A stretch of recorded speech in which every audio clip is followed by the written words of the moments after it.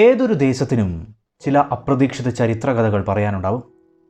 ചരിത്ര വഴികളിൽ ഒരു ദേശത്തിൻ്റെ നായകനായി നിലകൊണ്ട് ആ ദേശം നേരിടുന്ന പ്രതിസന്ധികളെ അതിജീവിക്കാൻ മുന്നിൽ നിൽക്കുന്ന ആ നാടിൻ്റെ നല്ലതിനായി നിലകൊള്ളുന്ന ഒട്ടേറെ പേരെ നമുക്ക് കണ്ടെത്താനാവും. എന്നാൽ ഇത്തരത്തിൽ നിന്നിട്ടുള്ള പലരും അതിനൊക്കെ അപ്പുറം ചിലരുടെ നീക്കങ്ങളിൽ തകർന്നടിഞ്ഞ് ഒന്നുമില്ലാതെ ഒരു ദുരന്ത പര്യവസാനം നേരിടേണ്ടി വന്നിട്ടുള്ളതും ചിലയിടങ്ങളിലെങ്കിലും നാം കണ്ടിട്ടുണ്ടാകും. നമ്മുടെ കേരളത്തിലും അത്തരമൊരു കഥയുണ്ട്. കൃത്യമായി പറഞ്ഞാൽ തിരുവിതാംകൂറിൻ്റെ ചരിത്ര വഴികളിൽ. തിരുവിതാംകൂറിൻ്റെ ചരിത്രത്തിലെ ഏറ്റവും വലിയ പ്രതിസന്ധികളിൽ ഒന്നായിരുന്നല്ലോ ടിപ്പു സുൽത്താൻ്റെ ആക്രമണം എന്നത്.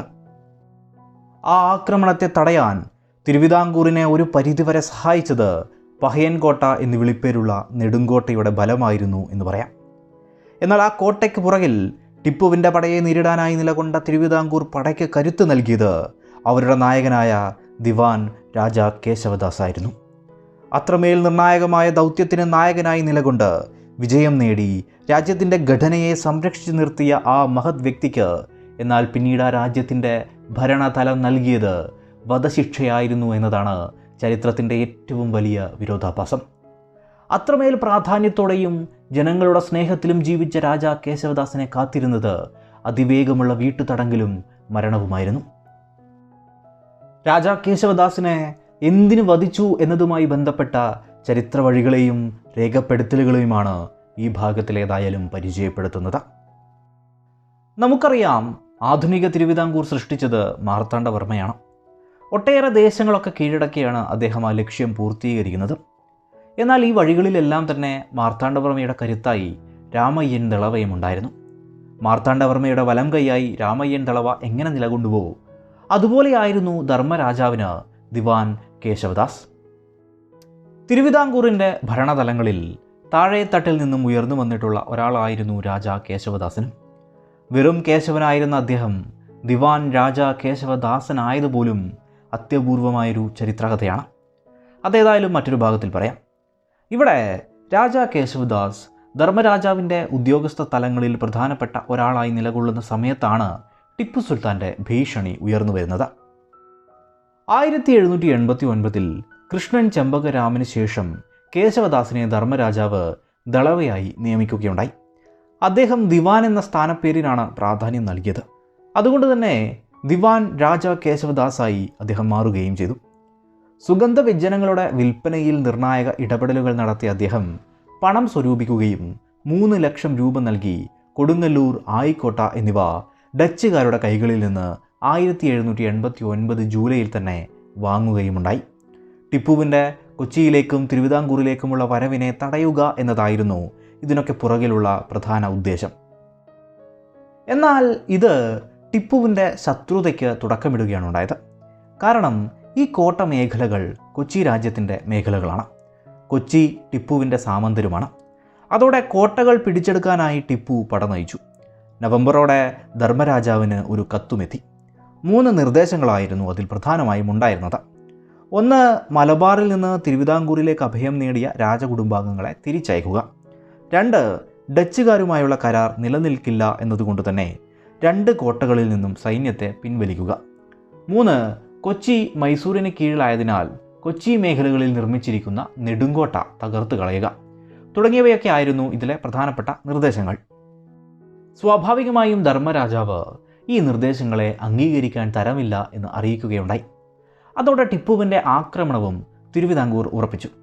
രാജാവ് കേശവദാസിനെ സൈന്യാധിപനായി കൂടി നിയമിക്കുകയും സൈനിക നടപടികൾ വേണ്ട രീതിയിൽ നടത്താനും ആവശ്യപ്പെട്ടു. തൃശ്ശൂരിലെത്തിയ ടിപ്പുവിൻ്റെ പട നെടുങ്കോട്ട ഭേദിക്കാൻ ശ്രമങ്ങൾ നടത്തി. ഒടുവിൽ കോട്ട ഭേദിക്കുകയുമുണ്ടായി. എന്നാൽ തന്ത്രങ്ങൾ ഒരുക്കി വെച്ചിട്ടുള്ള കേശവദാസിൻ്റെ സൈനിക നടപടിക്ക് മുന്നിൽ മൈസൂർ പട അപ്രതീക്ഷിതമായി ചിതറി. മൈസൂർ പടയ്ക്ക് വലിയ തോതിൽ നഷ്ടങ്ങൾ സംഭവിക്കുകയും ടിപ്പുവിന് അവിടെ നിന്ന് പിൻവാങ്ങേണ്ടി വരികയും ചെയ്തു. തുടർന്ന് ഏപ്രിലിൽ വീണ്ടും കൂടുതൽ സൈന്യവുമായി ടിപ്പു എത്തുകയും നെടുങ്കോട്ട ഭേദിക്കുകയും 6 ദിവസങ്ങൾ കൊണ്ട് ആ കോട്ട തകർത്ത് മുന്നേറുകയുമുണ്ടായി. അതോടെ തിരുവിതാംകൂർ സൈന്യത്തിന് അവിടെ നിന്ന് പിൻവാങ്ങേണ്ടിയും വന്നു.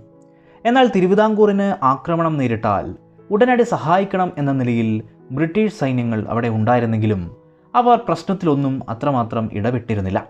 ഇത് മനസ്സിലാക്കിയ കേശവദാസ് ഉന്നത ഉദ്യോഗസ്ഥർക്ക് നിരന്തരം കത്തുകൾ എഴുതുകയും ടിപ്പുവിന് നേർക്കുള്ള യുദ്ധപ്രഖ്യാപനം അങ്ങനെ ഉണ്ടാവുകയും ചെയ്തു. ഏതായാലും ആലുവ മേഖലയിൽ ക്യാമ്പ് ചെയ്തിരുന്ന സമയത്ത് അതിശക്തമായ മഴയുണ്ടാവുകയും പെരിയാർ കലി തുള്ളുകയും ചെയ്തു. ടിപ്പു സുൽത്താൻ്റെ പടക്കോപ്പുകളും മരുന്നുകളുമൊക്കെ ഉപയോഗമില്ലാതെയായി. യുദ്ധം കൂടി പ്രഖ്യാപിക്കപ്പെട്ടതോടെ ടിപ്പു സുൽത്താന് അവിടെ നിന്നും തിരിച്ചു പോവേണ്ടിയും വന്നു. ടിപ്പുവിൻ്റെ പിന്മാറ്റത്തിലും ബ്രിട്ടീഷിൻ്റെ തുടർന്നുള്ള ആക്രമണത്തിലുമൊക്കെ രാജാ കേശവദാസിൻ്റെ നേതൃത്വത്തിലുള്ള ഒരു പടയും ഈ മേഖലകളിലൊക്കെ നിലനിന്നിരുന്നതായി പറയുന്നുണ്ട്. ബ്രിട്ടീഷിന് കേശവദാസിൻ്റെ നേതൃത്വത്തിൽ സഹായങ്ങൾ നൽകപ്പെട്ടതായും പറയുന്നുണ്ട്. എന്നാൽ 1798 ബ്രിട്ടീഷുകാരുമായി കരാർ ഒപ്പിട്ടതും ബ്രിട്ടീഷുകാർ തിരുവിതാംകൂറിൻ്റെ കാര്യങ്ങളിൽ കൂടുതലായി ഇടപെട്ടതും രാജാ കേശവദാസിനും എതിരാളികൾ ഉണ്ടാവുന്നതിനും കാരണമായി. അതുപോലെ തന്നെ താക്കോൽ സ്ഥാനങ്ങളിൽ കേശവദാസിന് വേണ്ടപ്പെട്ടവരെ നിയമിച്ചതായും കാണാം. കർണാട്ടിക് നവാബിൽ നിന്ന് രാജ്യത്തിൻ്റെ സാമന്തമായ അവസ്ഥ ബ്രിട്ടീഷുകാരിലേക്ക് നൽകി എന്ന ആക്ഷേപവും ആ സമയം അദ്ദേഹം നേരിടേണ്ടതായി വന്നു. എന്നാൽ കർണാട്ടിക് നവാബിന് ടിപ്പുവിനെയൊന്നും നേരിടാനാവില്ല എന്ന ഉറച്ച ബോധ്യം കേശവദാസിന് ഉണ്ടായിരുന്നതായും അതുകൊണ്ടാണ് അദ്ദേഹം ബ്രിട്ടീഷുകാരുമായി അടുത്തത് എന്നും കാണാവുന്നതാണ്. ഏതായാലും 1798 ഫെബ്രുവരി 17 ധർമ്മരാജാവ് മരണപ്പെട്ടതോടെ കേശവദാസിൻ്റെ ജീവിതത്തിലും വലിയ മാറ്റങ്ങൾ വരികയാണ്. ധർമ്മരാജാവിൻ്റെ പിൻഗാമിയായി വന്നത് 16 വയസ്സ് മാത്രം പ്രായമുള്ള ബാലരാമവർമ്മയായിരുന്നു. ഭരണതലങ്ങളിലോ സൈനിക മേഖലയിലോ നയരൂപീകരണത്തിലോ ഒന്നും അദ്ദേഹത്തിന് യാതൊരുവിധ പരിജ്ഞാനവും ഉണ്ടായിരുന്നില്ല. രാജകുടുംബത്തിലെ മറ്റുള്ളവരെ അപേക്ഷിച്ച് കാര്യപ്രാപ്തി കുറഞ്ഞ ഒരാളായും പലരും ഇദ്ദേഹത്തെ വിലയിരുത്തിയിട്ടുണ്ട്. ആ സമയം ഇദ്ദേഹം മറ്റ് പ്രബലരുടെ നീക്കങ്ങൾക്കനുസരിച്ച് ജീവിച്ചിരുന്ന ഒരാൾ മാത്രമായിരുന്നത്രേ. അതിൽ പ്രധാനിയായിരുന്നു കോഴിക്കോട് നിന്ന് വന്നിട്ടുള്ള ജയന്തൻ ശങ്കരൻ നമ്പൂതിരി. വെലുത്തമ്പി ദളവയുടെ കഥയിലും നാം ഇദ്ദേഹത്തെ പറ്റി ഏതായാലും പഠിക്കുന്നുണ്ടല്ലോ. ഇദ്ദേഹം സ്ഥാനമോഹിയും അധികാരമോഹിയുമായിരുന്നത് കൊണ്ട് തന്നെ കഴിവുകളേറെ വേണ്ട, എന്നാൽ സ്ഥാനം കൊണ്ട് മഹത്തരമായ ദിവാൻ പദവി തന്നെ ലക്ഷ്യം വയ്ക്കുകയുണ്ടായി. അതോടെ യുവരാജാവും ശക്തനായ ദിവാൻ കേശവദാസും തമ്മിൽ തെറ്റിക്കുന്നതിനായുള്ള നടപടികളൊക്കെയാണ് സൃഷ്ടിക്കപ്പെടുന്നത്. യുവരാജാവിനെ കാണാനുള്ള അവസരങ്ങൾ പോലും പലപ്പോഴും ഈ സംഘം ഇല്ലാതാക്കുകയും ചെയ്തു.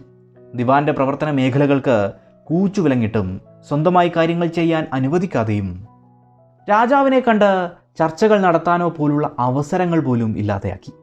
എങ്കിലും സൈന്യത്തിലൊക്കെ കേശവദാസിൻ്റെ പ്രധാനപ്പെട്ടവർ തന്നെയാണ് ആ സമയവും നിലകൊള്ളുന്നത്. അതുപോലെ ബ്രിട്ടീഷ് ഉദ്യോഗസ്ഥ തലങ്ങളിലും കേശവദാസിനായിരുന്നു ബന്ധങ്ങൾ കൂടുതൽ. അതുകൊണ്ട് തന്നെ ദിവാനുമായുള്ള ഏറ്റുമുട്ടൽ ജയന്തൻ ശങ്കരൻ നമ്പൂതിരി മനഃപൂർവ്വം ഒഴിവാക്കിയിരുന്നതായും, എന്നാൽ നാളുകൾ കഴിഞ്ഞപ്പോൾ നമ്പൂതിരിയുടെ ക്യാമ്പിലേക്ക് ശക്തി വർദ്ധിച്ചു വരികയുമുണ്ടായി. പലരും അവിടേക്ക് എത്തുകയും അതൊരു സംഘമായി തന്നെ മാറുകയും ചെയ്തു. ഇതൊക്കെ വെലുത്തമ്പി ദളവയുടെ കഥയിൽ നാം കേൾക്കുന്നതുമാണ്. ഈ സമയം ഏതായാലും ജയന്തൻ ശങ്കരൻ നമ്പൂതിരിയുടെ ഉറ്റമിത്രമായ തോട്ടപ്പായ നമ്പൂതിരി കൊച്ചിയിൽ നിന്നെത്തുകയാണ്. പണ്ട് രാമയ്യൻ ദളവ പിടിച്ചെടുത്ത കരപ്പുറം എന്ന സ്ഥലം തിരിച്ചു കൊടുക്കണമെന്ന നിവേദനവുമായിട്ടായിരുന്നു അദ്ദേഹത്തിൻ്റെ വരവ്.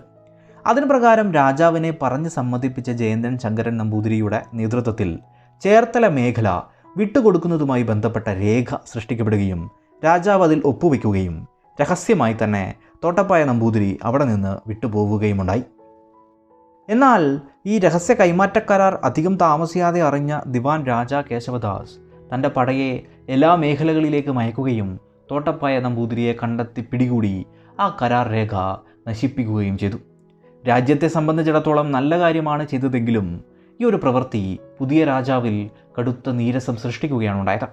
തീർന്നില്ല, ധർമ്മരാജാവിൻ്റെ മരണം കഴിഞ്ഞ് ഒരു വർഷത്തിനിപ്പുറം ജയന്തൻ നമ്പൂതിരി മഹാരാജാവ് ഉപയോഗിച്ചിരുന്ന പല്ലക്കിൽ പല മേഖലകളിലൂടെയും യാത്ര ചെയ്യുകയുണ്ടായത്രേ. മരണസമയത്ത് കൂടി ഉപയോഗിച്ച പല്ലക്കായിരുന്നു അത്, ധർമ്മരാജാവിൻ്റെ അടയാളം. ഈ കാഴ്ച കാണേണ്ടി വന്ന ദിവാൻ പരസ്യമായി തന്നെ കടുത്ത ഭാഷയിൽ ചില പരാമർശങ്ങൾ ഇതിനെ തുടർന്ന് നടത്തുകയുണ്ടായത്രേ. അതോടെ ഇരുവരും തമ്മിലുള്ള നേരിട്ടുള്ള ഏറ്റുമുട്ടലിലേക്കാണ് കാര്യങ്ങൾ വന്നു ചെന്നെത്തുന്നത്. ദിവാൻ ഇനി തുടരാൻ പാടില്ല എന്ന് നമ്പൂതിരിയും നിശ്ചയിച്ചു. അധികം താമസിയാതെ വിലക്ക് നീട്ട് എന്ന് പറയാറുള്ള പിരിച്ചുവിടൽ വിളംബരം ദിവാന് നൽകുകയും അദ്ദേഹത്തെ വീട്ടു തടങ്കലിലേക്ക് മാറ്റുകയും ചെയ്തു. ജനങ്ങളൊക്കെ അമ്പരന്ന ഒരു നിമിഷം കൂടിയായിരുന്നു ഇത്. തീർന്നില്ല, അധികനാൾ കഴിയുന്നതിന് മുന്നേ ഒരു ദിവസം സ്വന്തം വീട്ടിലെ കിടക്കയിൽ രാജാ കേശവദാസൻ മരിച്ചു കിടക്കുന്നു എന്ന വാർത്തയാണ് ആ മേഖലയിലാകെ പരക്കുന്നത്. നമ്പൂതിരിയുടെ നേതൃത്വത്തിൽ വിഷം കൊടുത്താണ് രാജാ കേശവദാസ് മരിച്ചത് എന്ന വാർത്തയും പരന്നു തുടങ്ങി. കേശവദാസിൻ്റെ മരണസമയത്ത് കാവൽ ഭടന്മാർ മാത്രമാണ് ആ മേഖലയിൽ ഉണ്ടായിരുന്നത്. കുടുംബമൊക്കെയും വേറെ മേഖലയിലായിരുന്നു വാസം. ചിലരുടെ അഭിപ്രായത്തിൽ മഹാരാജാവിൻ്റെ നടപടിയിൽ മനംതൊന്ത് അദ്ദേഹം സ്വയം ഇല്ലാതായത് എന്നാണ്. എന്നാൽ മറ്റു ചിലർ ജയന്തൻ നമ്പൂതിരിയുടെ നിർദ്ദേശപ്രകാരം വിഷം കൊടുത്തു എന്ന നിലയിലുമാണ്. ഏതായാലും ദിവാൻ്റെ മരണശേഷം അതിവേഗം അയാൾ അടുത്ത ദിവാനായി മാറുകയുണ്ടായി. അദ്ദേഹത്തിനൊപ്പം നിലകൊണ്ടവരൊക്കെ വലിയ സ്ഥാനങ്ങളിലേക്ക് ഉയരുകയും ചെയ്തു. രാജാ കേശവദാസിനെ വിഷം കൊടുത്ത് കൊലപ്പെടുത്തിയതാണെന്ന് തന്നെയാണ് ഈസ്റ്റ് ഇന്ത്യ കമ്പനിയുടെ ഉദ്യോഗസ്ഥന്മാരും രേഖപ്പെടുത്തിയിട്ടുള്ളത്. ഈസ്റ്റ് ഇന്ത്യ കമ്പനിയുടെ കോർട്ട് ഓഫ് ഡയറക്ടേഴ്സ് അഥവാ നിർവാഹക സമിതി ഈ സംഭവത്തെപ്പറ്റി മദ്രാസ് ഗവൺമെൻറ്റിലേക്ക് കത്തയക്കുന്നുണ്ട്. അതിലെ ഒരു ഭാഗം ഇപ്രകാരമാണ്: ജനങ്ങളുടെ ബഹുമാനപാത്രമായിരുന്ന പരേതനായ ദിവാന് ഉദ്യോഗത്തിൽ നിന്ന് പിരിഞ്ഞതിന് ശേഷം ജീവിക്കാൻ പോലും കഴിഞ്ഞിട്ടില്ല. വിഷം കൊടുത്ത് അദ്ദേഹത്തെ കൊന്നതായി വിചാരിപ്പാൻ ബലമായ കാരണങ്ങളുണ്ട്. രാജ്യത്തെ ടിപ്പുവിൻ്റെ ആക്രമണത്തിൽ നിന്ന് രക്ഷിച്ച് കമ്പനിയുടെ സഖ്യത്താൽ സുരക്ഷ ഉറപ്പിച്ച് പല പരിഷ്കാരങ്ങളിലൂടെ രാജ്യത്തിൻ്റെ അവസ്ഥയെ ഉയർത്തിയ, ആലപ്പുഴ പോലുള്ള നഗരങ്ങൾ സൃഷ്ടിച്ച, തിരുവിതാംകൂറിനെ പൂർണ്ണമായും നിലനിർത്തിയ രാജാ കേശവദാസിന് നേരിടേണ്ടി വന്ന അവസാന കാലം ഏവരെയും ഞെട്ടിക്കുന്നതാണെന്ന് പറയാം. തീർന്നില്ല. അദ്ദേഹത്തിൻ്റെ ഭൗതികാവശിഷ്ടം സാധാരണമായൊരു പ്രജയുടേതെന്ന പോലെ രാജകീയ ബഹുമതികളോ ആചാരങ്ങളോ ഒന്നുമില്ലാതെയാണ് സംസ്കരിക്കപ്പെട്ടത് എന്നതും ഞെട്ടിപ്പിക്കുന്നൊരു കാര്യമാണ്. രാജാവിനൊത്ത മന്ത്രി, മന്ത്രിക്കൊത്ത രാജാവ് എന്ന നിലയിൽ പ്രവർത്തിച്ചിരുന്ന ധർമ്മരാജാവും കേശവദാസനും അത്രമേൽ ബന്ധം സൂക്ഷിച്ചിരിക്കെ കേശവദാസിന് നേരിടേണ്ടി വന്ന മരണവും അവസാന യാത്രയിലെ അവഗണനയുമൊക്കെ തിരുവിതാംകൂറിന് തീരാ കളങ്കം തന്നെയാണ്. അന്നത്തെ ബ്രിട്ടീഷ് റെസിഡൻ്റായി വരുന്ന കേണൽ മെക്കാള കേശവദാസിൻ്റെ മരണത്തെപ്പറ്റി അന്വേഷിക്കാൻ കമ്മീഷനെ നിയോഗിക്കുന്നുണ്ട്. 1799 ഏപ്രിൽ 21 രാജാ കേശവദാസ് മരണപ്പെടുന്നത്. 1800 ജനുവരിയിൽ മാത്രമാണ് മെക്കാളെ സ്ഥാനമേൽക്കുന്നത്. ആ ഒരു കാലതാമസം തെളിവുകളൊക്കെ ഇല്ലാതാക്കും. എങ്കിലും അദ്ദേഹം അന്വേഷണമൊക്കെ പ്രഖ്യാപിച്ചു. രാത്രിയിലെ ഭക്ഷണത്തിന് ശേഷം കേശവദാസ് വയറുവേദനയും മറ്റും അനുഭവിച്ചിരുന്നെന്ന് പരാതി പറഞ്ഞതായി കണ്ടെത്തുകയുണ്ടായി. അന്വേഷണത്തിനൊക്കെ രാജാവ് എതിരായിരുന്നെങ്കിൽ പോലും കേണൽ മെക്കാള അതൊന്നും പരിഗണിക്കാതെ മരണത്തിന് ഉത്തരവാദിയാകാൻ സാധ്യതയുള്ള കുഞ്ഞുനീളൻ പിള്ളയൊക്കെ അറസ്റ്റ് ചെയ്യുകയുണ്ടായി. ഏതായാലും അന്വേഷണത്തിന് നിയോഗിക്കപ്പെട്ട ഫ്രഞ്ച് ഡോക്ടറുടെ കണ്ടെത്തലും ഭക്ഷണത്തിൽ വിഷം നൽകി എന്നത് തന്നെയായിരുന്നു. ഭക്ഷണത്തിന് വിഷം ചേർക്കുന്നതിന് 2000 രൂപ നൽകിയെന്നും കുറ്റപത്രത്തിൽ കാണാവുന്നതാണ്. ഏതായാലും തെളിവുകളുടെ അഭാവത്തിലും ഇടപെടലുകളിലുമെല്ലാം അറസ്റ്റ് ചെയ്യപ്പെട്ടവരൊക്കെ വെറുതെ വിടുകയാണ് ഉണ്ടായത്. അതുപോലെ തന്നെ എടുത്തു പറയേണ്ട ഒരു കാര്യമാണ്, രാജാ കേശവദാസ് മരിച്ചതിൻ്റെ 4-ാം ദിവസം തന്നെ സർവാധികാരിക്കാരൻ്റെ പദവിയിലേക്ക് തന്നെ നിയമിച്ചുകൊണ്ടുള്ള വിളംബരം ജയന്തൻ നമ്പൂതിരി നേടിയെടുത്തു എന്നത്. അത് അത്രമേൽ പ്രസക്തവുമാണ്. കേണൽ മെക്കാള ഈ മേഖലയിൽ ഇല്ലാതിരുന്ന സമയം കേശവദാസിൻ്റെ പ്രധാനപ്പെട്ടവരും ബന്ധുക്കളുമൊക്കെ കൊല ചെയ്യപ്പെട്ടു എന്നും കൂടി എടുത്തു പറയേണ്ട ഒരു കാര്യമാണ്. സൈനിക ഉദ്യോഗസ്ഥനായ കുമാരൻ തമ്പിയുമൊക്കെ ഇതിൽ ഉൾപ്പെടുന്നുണ്ട്. ഉന്നത പദവിയിലെത്തിയ ജയന്തൻ ശങ്കരൻ നമ്പൂതിരി ഭരണതലങ്ങളിലും ഒരു വലിയ പരാജയമായിരുന്നല്ലോ.